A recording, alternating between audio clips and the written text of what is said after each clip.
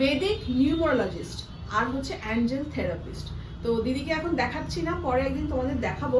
তা আমি ওনার কাছে এসেছি, মানে অ্যাকচুয়ালি হচ্ছে উনি আমার মানে কুনালের মানে ফ্রেন্ডের ওয়াইফ। হ্যাঁ, দাদা স্থানীয় একজন, তার মানে তার ওয়াইফ। আমি তো দিদি বলছি ওনাকে।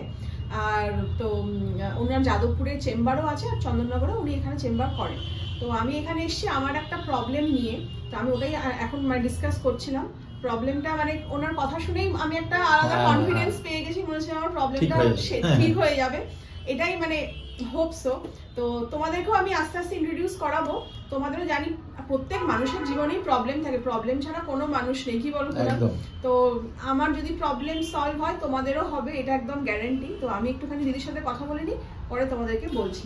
তো আমাকে যেমন অনেক কিছু জিনিস উনি দেখাচ্ছিলেন, এই যে রোজ স্পটস বললাম, এটা কি বলে অ্যামেথিস্ট বল। তো এগুলো হয়তো তোমরা কেউ দেখোনি, আমিও লাইফে